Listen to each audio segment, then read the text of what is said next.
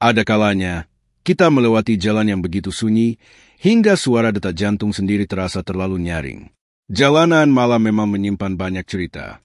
Tapi dari sekian banyak kisah, ada satu yang terus terulang. Dari negara ke negara, dari kota ke kota. Seseorang berkendara sendirian, lalu melihat sosok wanita berdiri di tepi jalan.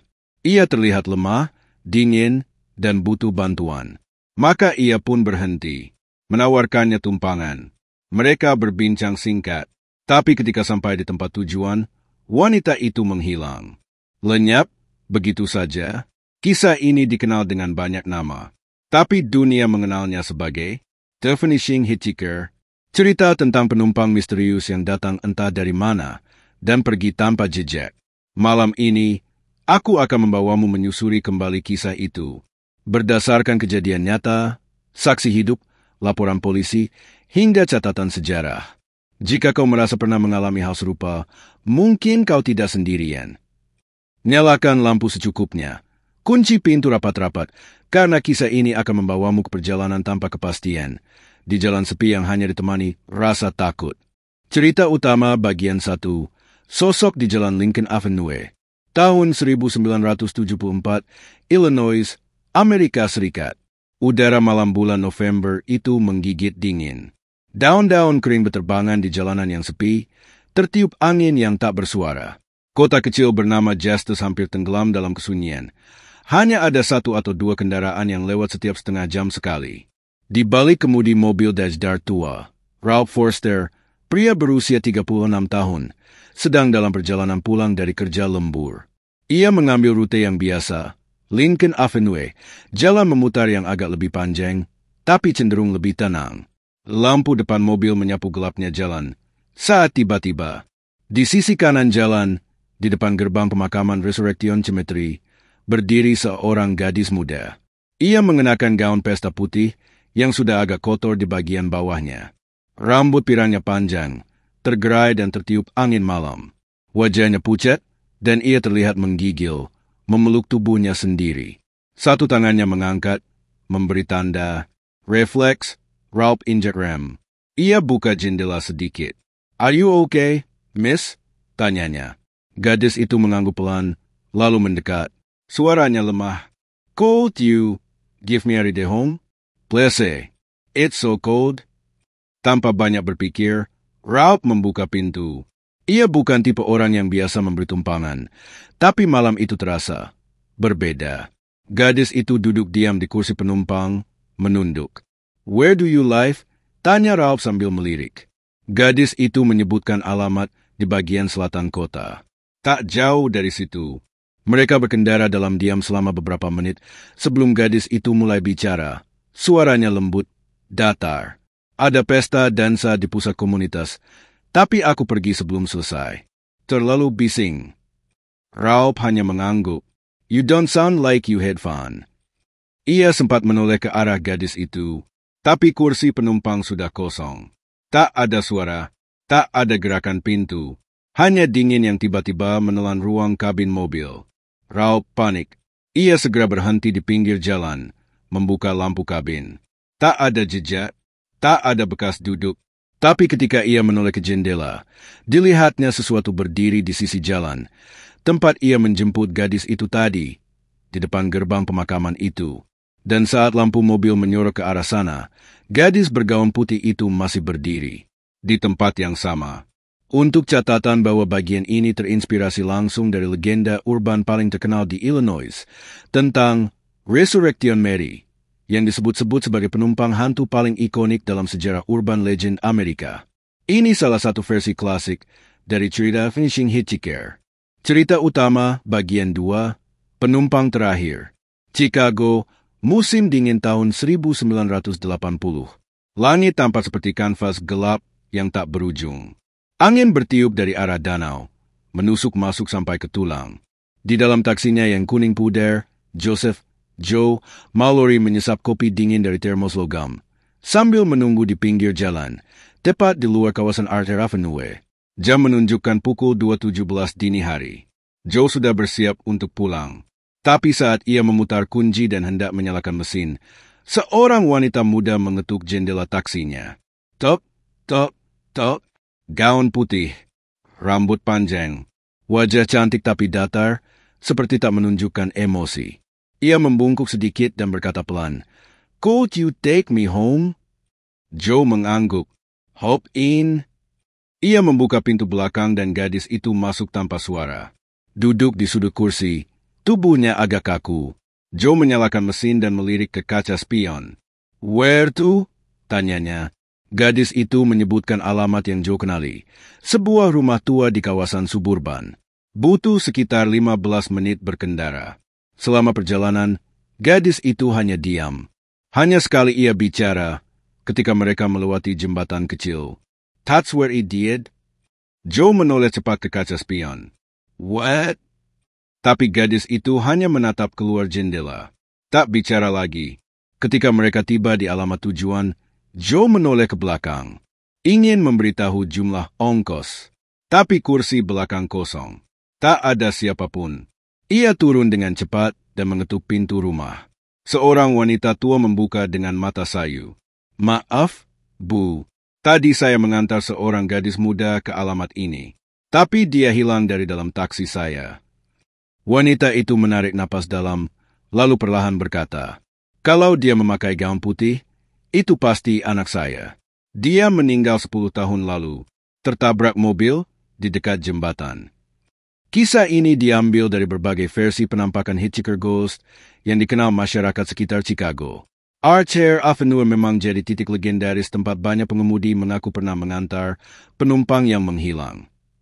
Cerita utama bagian 3, Sejarah Mary dan Pemakaman Resurrection. Legenda selalu memiliki akar, dan untuk The Vanishing Hitchhiker, akar itu tertanam dalam tanah sunyi pemakaman Resurrection yang terletak di kawasan Justice, Illinois, tak jauh dari pusat kota Chicago.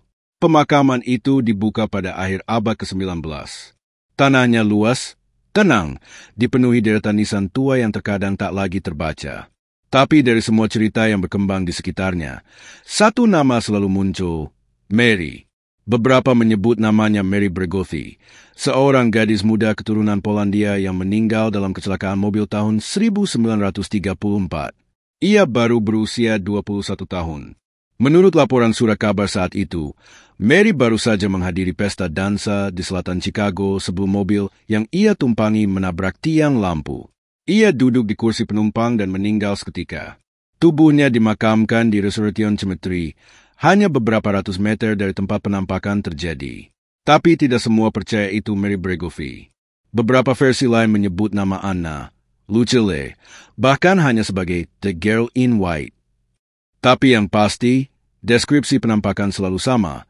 Seorang gadis muda bergaun putih, berambut pirang, kulit pucat, dan sepatu dansa. Yang membuat kisah ini berbeda dari cerita hantu biasa adalah frekuensi dan konsistensinya. Dokumen saksi dan catatan kepolisian.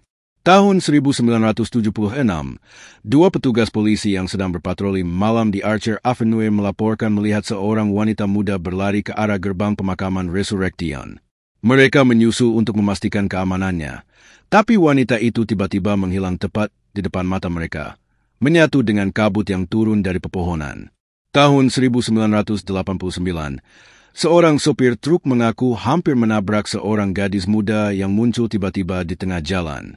Ia berhenti, turun dengan panik, tapi jalan kosong. Tak ada bekas langkah, tak ada suara. Hanya keheningan dan rasa dingin yang mencengkeram udara. Dan yang paling menggemparkan, pada suatu malam, seorang penjaga pemakaman melaporkan bekas jari hangus tertinggal di pintu gerbang logam pemakaman. Seperti seseorang mencoba keluar dengan tangan menyala api. Gambar bekas tangan itu benar-benar ada, sempat difoto dan dimuat di beberapa media lokal. Meski pihak gereja dan manajemen pemakaman menyangkal unsur mistis, mereka akhirnya mengganti seluruh gerbang besi beberapa tahun kemudian. Bagi masyarakat lokal, Mary bukan sekadar cerita. Ia adalah bagian dari memori kolektif, sebuah peringatan bahwa ada roh yang belum selesai dengan dunia ini. Seseorang yang masih ingin pulang. Catatan bahwa bagian ini menguatkan fondasi cerita, bahwa The Vanishing Hitchhiker bukan cuma dongeng urban, tapi memiliki unsur sejarah dan dokumentasi. Ini yang bikin narasinya makin mengakar kuat dan cocok untuk konten channel YouTube horor dengan sentuhan dokumenter mistik. Lanjut, cerita utama bagian 4, kisah dari dalam mobil polisi. Winter 1992, Cook County, Illinois. Malam itu langit diselimuti salju tipis. Lampu jalan berkedip pelan tertutup kabut. Sersan Henry Delaney, petugas patroli senior, sedang melintasi Archer Avenue seperti biasanya. Ini adalah rute yang telah ia jaga selama 15 tahun. Ia mengenal setiap belokan, setiap tiang lampu, bahkan tempat di mana rusa kadang melintas. Tapi malam itu, ada yang berbeda. Jam menunjukkan pukul 1.43 dini hari ketika Henry melihat sosok berdiri di sisi jalan. Seorang gadis muda bergaun putih, tanpa kebingungan dan menggigil. Sebagai petugas, nalurinya langsung terpanggil. Ia berhenti di sisi jalan, menyalakan lampu sorot kecil ke arah gadis itu. "Miss, are you alright? It's freeze out here." Gadis itu menatapnya sejenak. Matanya kosong, tapi ia mengangguk perlahan. "I need to get home. I'm so cold." Henry membuka pintu belakang mobil patroli dan membantunya masuk. Ia merasa aneh, karena tubuh gadis itu tidak mengeluarkan uap napas di udara dingin.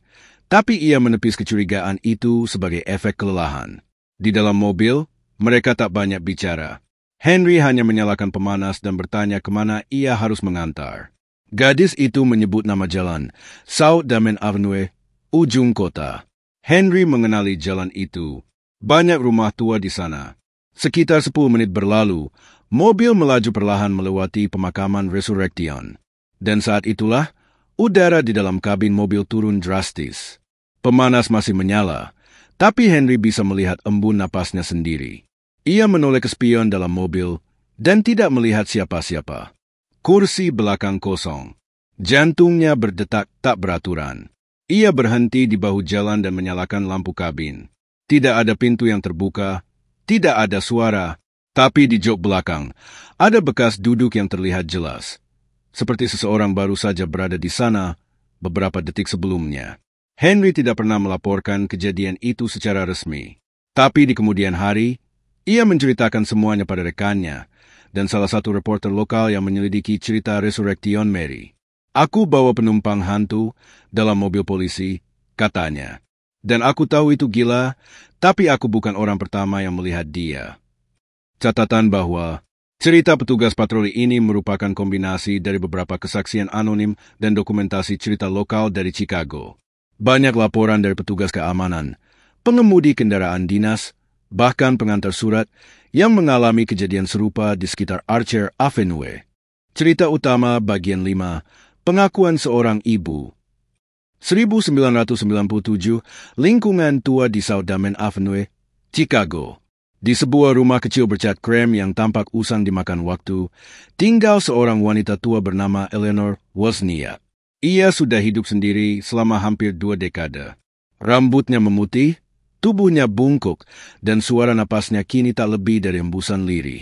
Eleanor jarang berbicara dengan orang, tapi satu sore, seorang penulis lokal bernama Martin Keller datang mengetuk pintunya.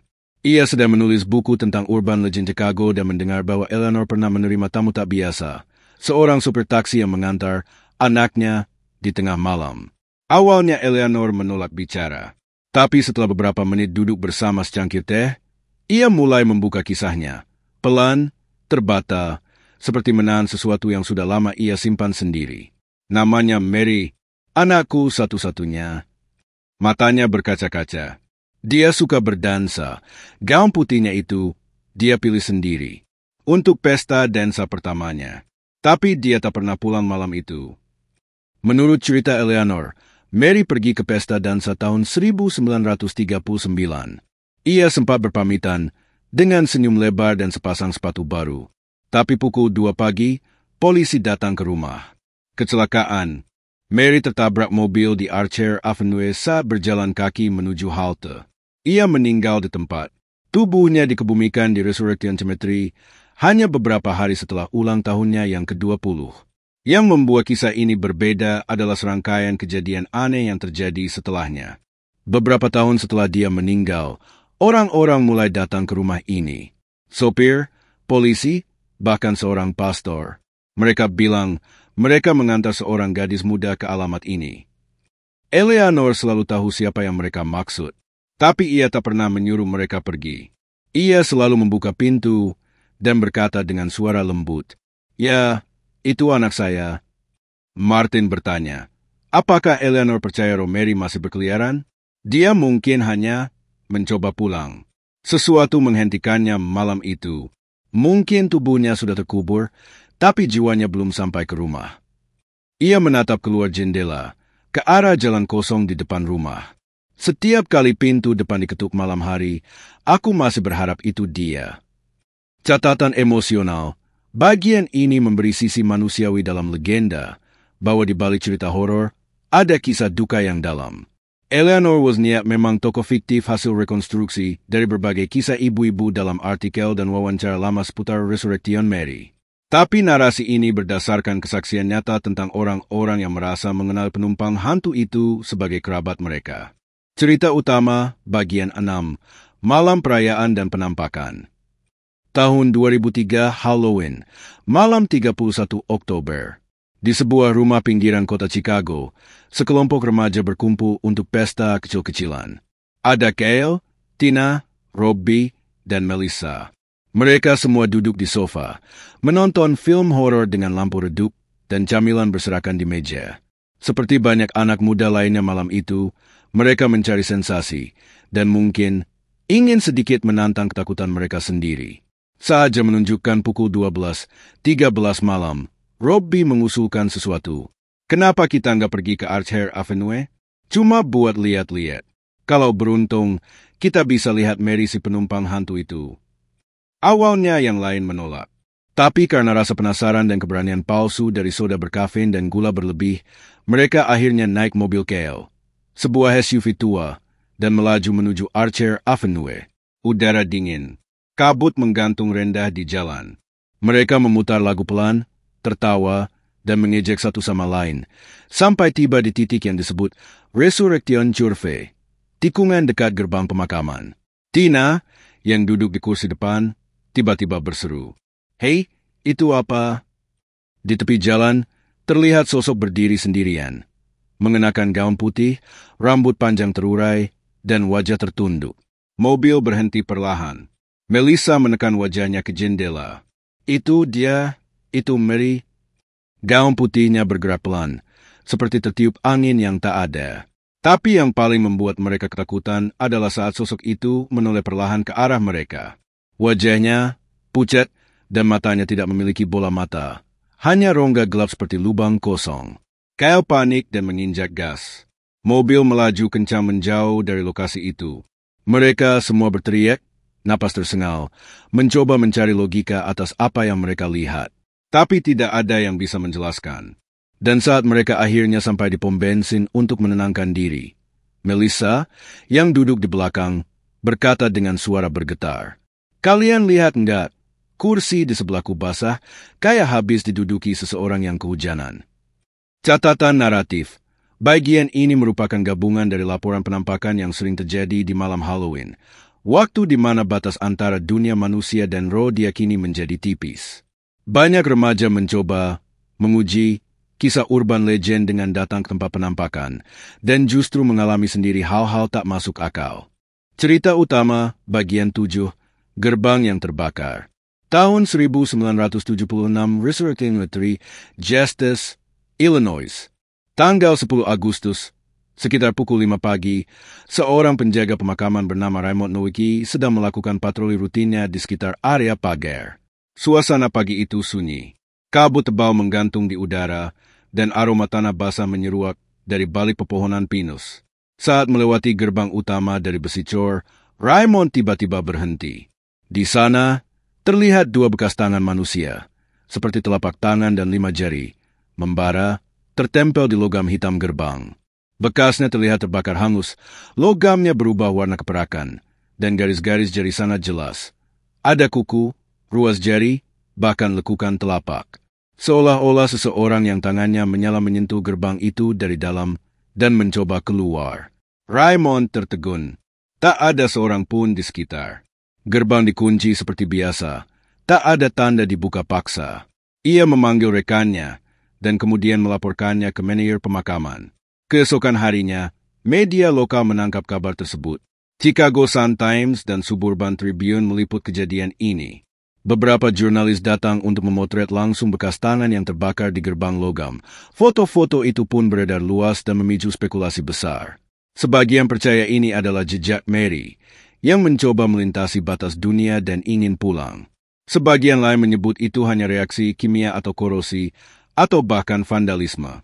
Tapi hasil penyelidikan tidak menemukan bahan kimia atau alat yang bisa menciptakan pola sedemikian detail dan simetris, apalagi dalam waktu singkat, tanpa suara.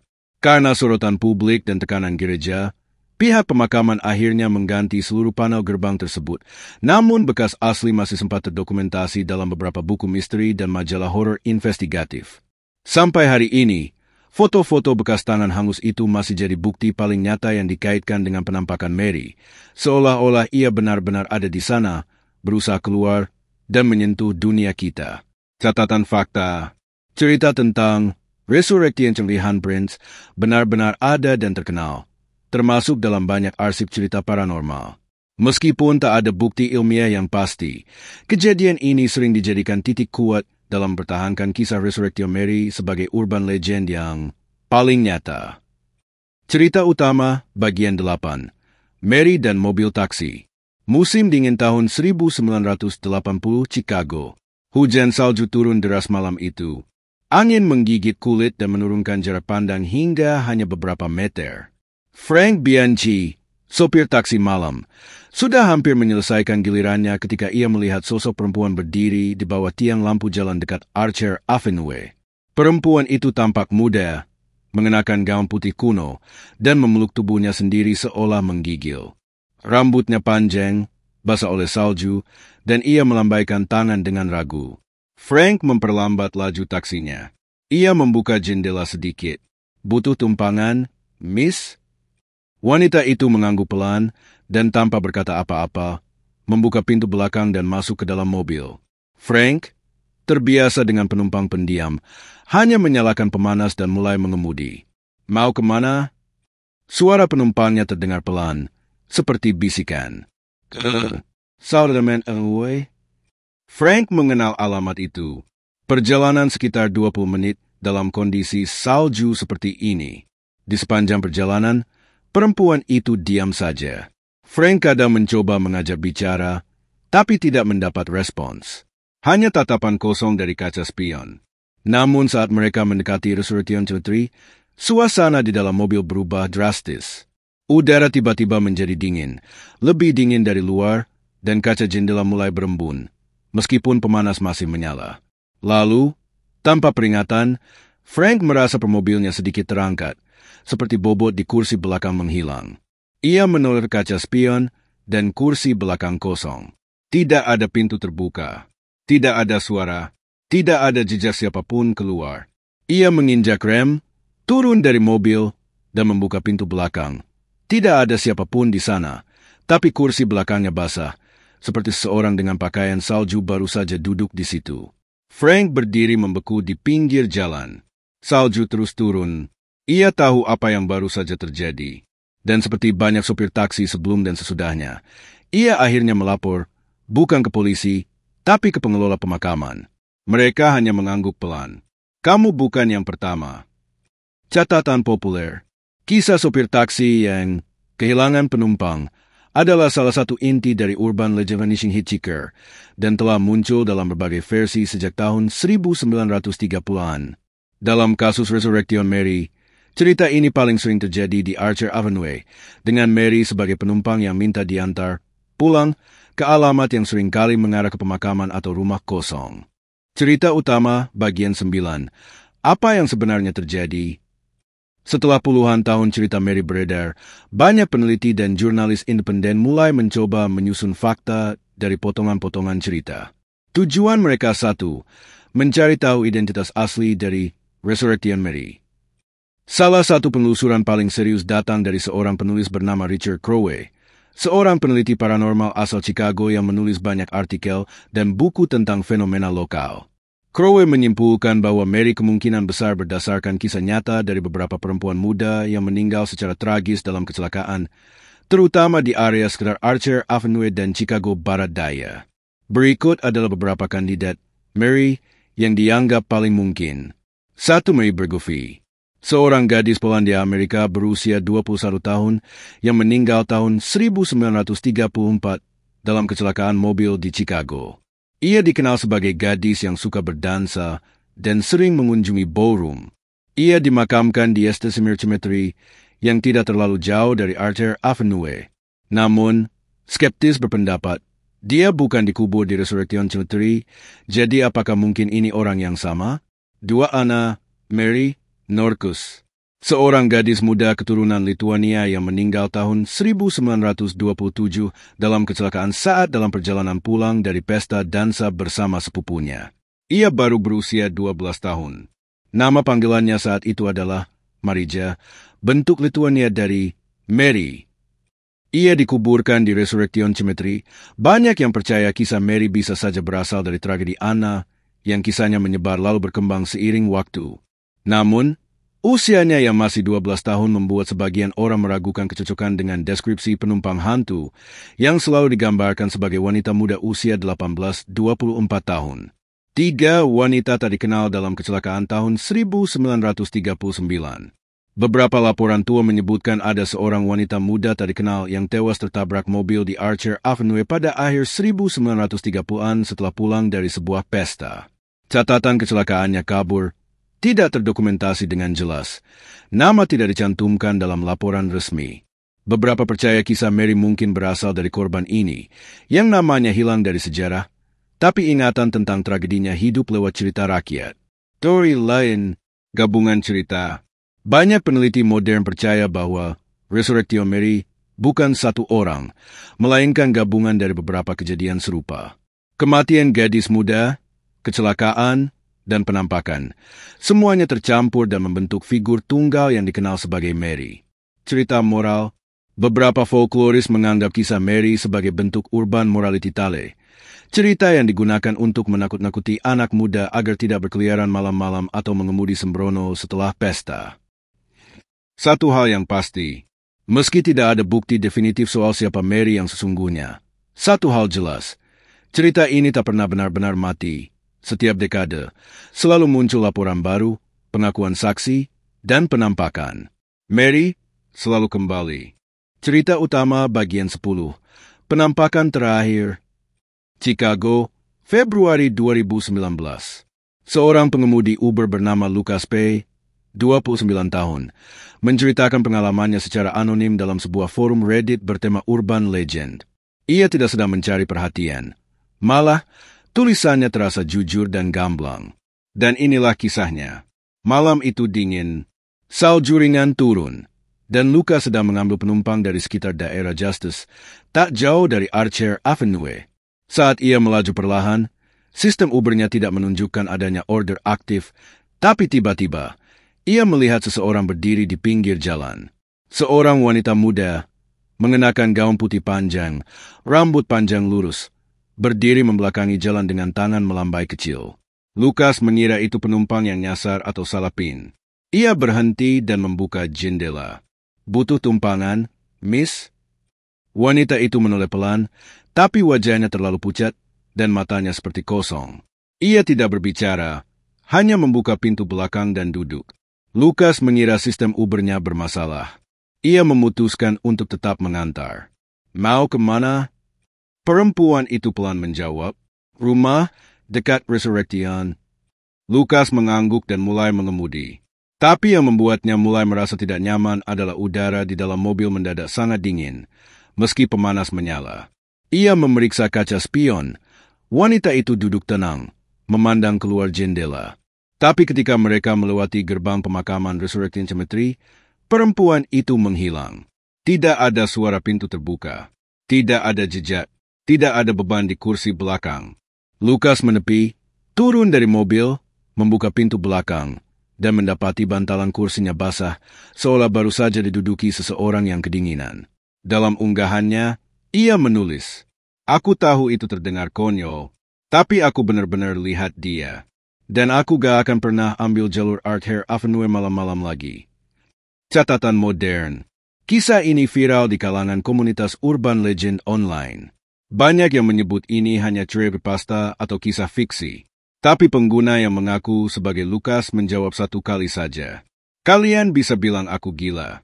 Tapi setelah malam itu, aku selalu lihat kursi belakangku dari kaca spion. Dan kadang, aku merasa kursi itu masih ada yang duduki. Penampakan terakhir yang dikenal. Sampai hari ini, penampakan Mary masih sesekali dilaporkan, meskipun semakin jarang. Beberapa paranormal menyebut ini tanda bahwa Mary sudah menemukan kedamaian, sementara yang lain percaya energinya masih terjebak, mengulang malam kematiannya selamanya. Penutup, hantu yang terus menunggu. Di antara riuhnya kota besar, jalanan yang padat, dan lampu merah yang berkedip di malam hari, tersembunyi satu cerita lama yang tidak pernah benar-benar mati. Resurrection Mary bukan hanya tentang sosok perempuan muda berbaju putih yang menumpang mobil. Dia adalah simbol dari kenangan yang tak bisa pergi. Mary muncul di tengah malam, berdiri sendirian, berharap seseorang cukup baik hati untuk membawanya pulang. Tapi rumah yang ia cari sudah lama tidak ada. Ia tidak menangis. Ia tidak berteriak. Ia hanya diam, menatap jalanan, dan menunggu. Mungkin itu sebabnya kisahnya begitu membekas. Karena dalam setiap cerita tentang Mary, ada rasa kehilangan yang dalam sesuatu yang tidak tuntas. Dan dalam hati banyak dari kita, mungkin kita tahu rasanya. Ketika mobil lewat dan melihat sesosok perempuan berdiri sendiri di pinggir jalan, kita bertanya, apakah dia butuh tumpangan? Atau, apakah dia ingin kita ikut bersamanya? Dan ketika cerita ini berakhir, lampu dimatikan, layar ponsel ditutup, kamu akan kembali ke rutinitasmu. Tapi, malam nanti, saat kau mengemudi sendirian dan melihat ke kaca spion, pastikan kursi belakangmu kosong. Karena Mary masih di luar sana, menunggu. Kalau kamu suka kisah seperti ini dan ingin mendengar lebih banyak cerita urban legend dari seluruh dunia, jangan lupa subscribe, nyalakan loncengnya, dan tinggalkan komentar. Cerita mana yang menurut kamu paling seram? Atau mungkin kamu punya pengalaman sendiri? Cerita nyata yang pernah kamu alami? Tulis di kolom komentar.